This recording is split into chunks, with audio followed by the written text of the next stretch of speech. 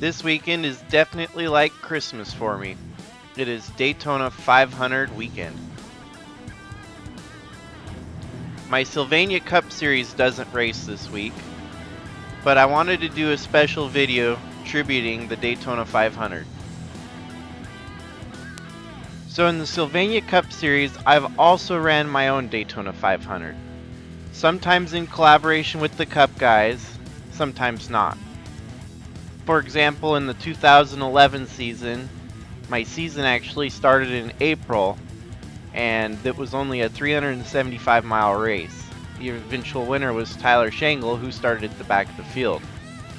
The one thing I could compare the likeness to both the real-life Daytona 500 and my own simulated version of it is it's always a wild card. You never know who's going to win.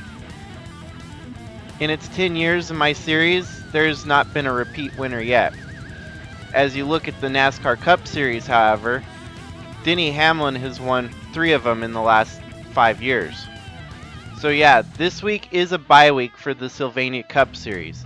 Therefore, I will not be coinciding with the Daytona 500 in real life. I opted to go later in the season, towards August. That's when the NASCAR Cup Series will return to Daytona for their 400-miler race. However, mine will be a 500-miler. Some of you are probably looking at the winners for the Sylvania Cup Series and are scratching your heads. Yes, there was Adam Levine and Rob Thomas, both of which were musicians. For whatever reason, I decided to throw musicians in cars a couple times.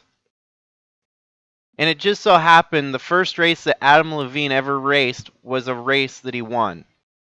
And then after that, never saw much for winning anymore after that. So his Daytona 500 race win kind of goes down in infamy. And it's kind of funny that the following year, Matchbox 20's Rob Thomas wound up winning too. Amongst the non-winners, I had also had Chad Kroger and Dave Grohl racing in race cars as well. I'm kind of glad to admit that there's no more musicians racing in my series. One of the proudest moments that I had with my series was the fact that it kind of predicted the winner of the Daytona 500 one year. 2018, Austin Dillon had won the race on my Sylvania Cup Series. 3 days later, he winds up winning the actual race in real life. And I was just mind blown at that time. I was like, how the hell could that happen? That's the only time it has happened, but it's still pretty neat. So for the remainder of the video, I'm going to show as much footage as I can pull up for the 10 years of the Sylvania Cup Series Daytona 500.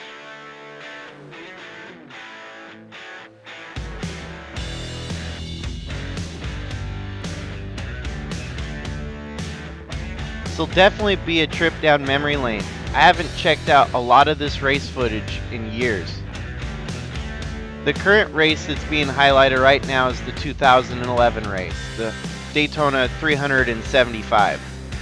The only reason it was 375 miles was I wasn't quite sure I wanted to run full 500 full-length races at that point.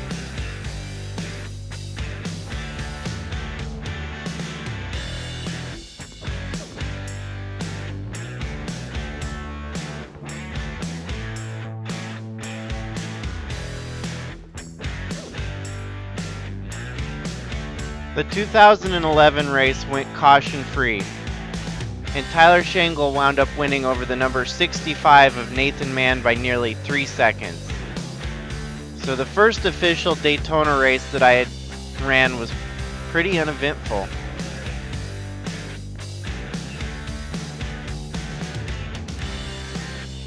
The following year, the 2012 rendition was a true wreckfest. No one was safe from the carnage that was about to ensue.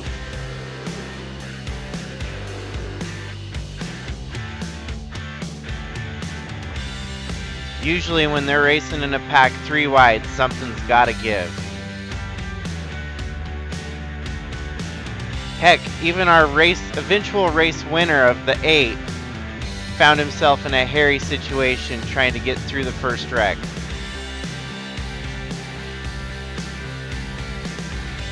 Daytona always seems to have plenty of carnage.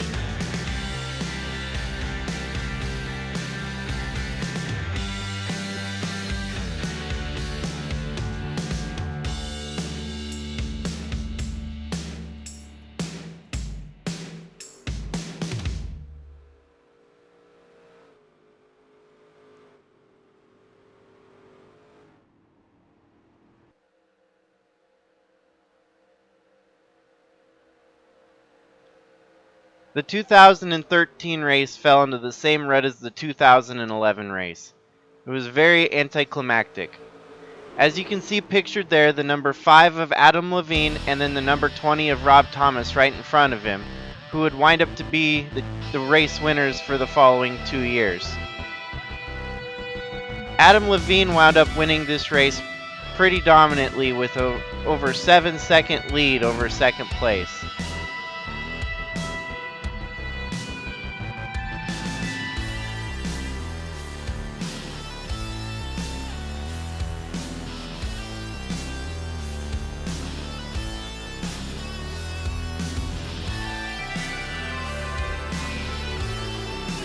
Each year, the competition keeps getting tighter and tighter, leading to better racing and better finishes.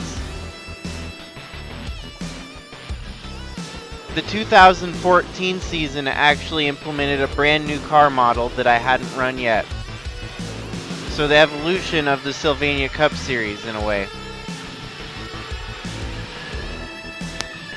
This was the first season that the Hondas were involved in the Sylvania Cup Series.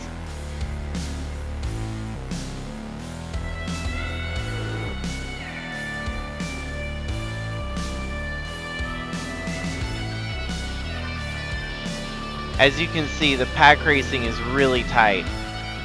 One wrong move and you collect the whole field behind you.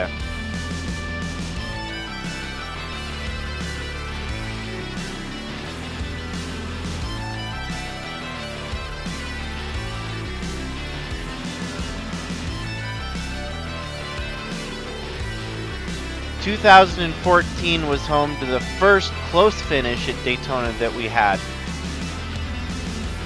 Rob Thomas was fighting Pam Scott to the finish line. And the total margin of victory was .03.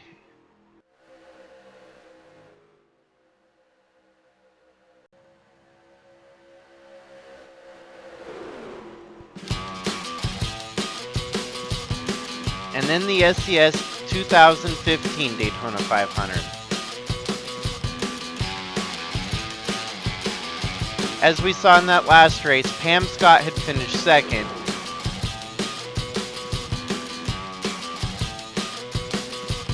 And neatly enough, in this race, her son Dalton Scott winds up winning it. That was one gnarly wreck with Danica Patrick flying into the fence.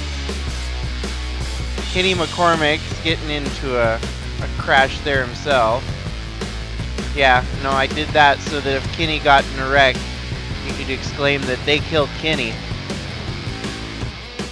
This here's a 3-wide fight for the lead. Dalton is running on the right in the red Dr. Pepper. Monty Shangle on the inside in the Haviland Texaco car. And Felicia Roman in the 56 Microsoft car. This was with 2 laps to go.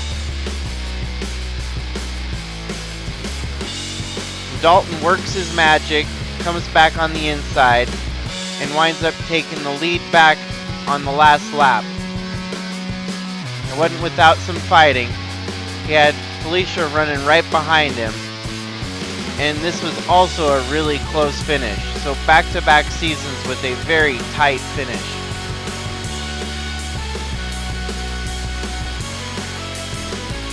Then in 2016, it was another uneventful race. The cars evolved once again to what was the current generation from 2016 to 2021. A lot of different faces, a lot of new drivers, a lot of old drivers that are still out there. Adam Levine continued to try and attempt to win yet another coveted Daytona 500, which always eluded him from his first. And Kevin Harvick winds up winning this one over Matt Kenseth.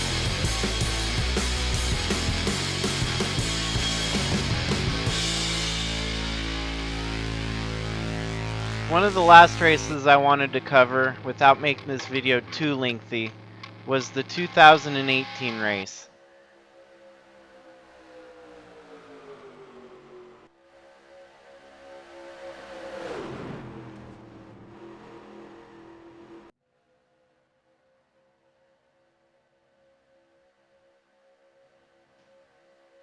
The 2018 race was awesome because the eventual winner for the Sylvania Cup Series turned out to be the same guy that won the actual Daytona 500 in real life.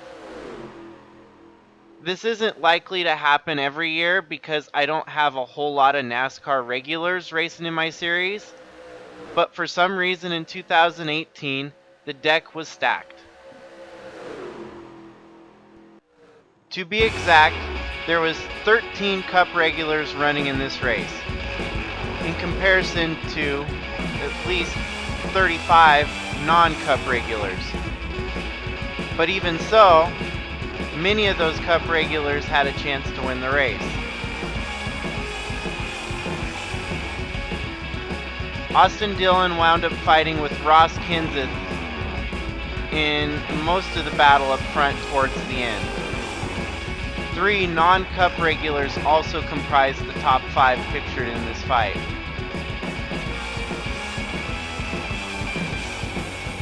This is actually lap 199 of 200, and as you can see, Austin Dillon is running second. And as I previously mentioned at the beginning of this video, Austin Dillon went on to win the Daytona 500 in real life in the same year. It's just amazing how he wound up to do the same thing just 3 days earlier on my NASCAR Sylvania Cup Series. And it didn't come without some hassle. As you can see, he had to pass a bunch of cars on the last lap to achieve this victory.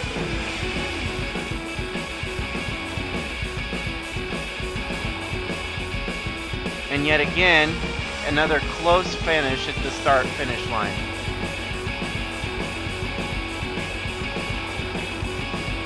And so yet, my Daytona 500 is yet to happen this season. We're going to have to wait about 20 more races to see it.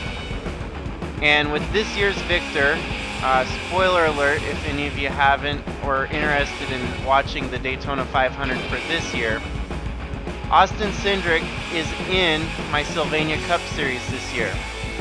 May we see him win the Daytona 500 in the Sylvania Cup Series? Possibly. It would be a neat occurrence just like this one with Austin Dillon. So yeah, this video is a little bit late to be delivered. I did get to watch the Daytona 500 today. It was a pretty good race. And here's to Austin Cindric maybe winning it in my series this year too.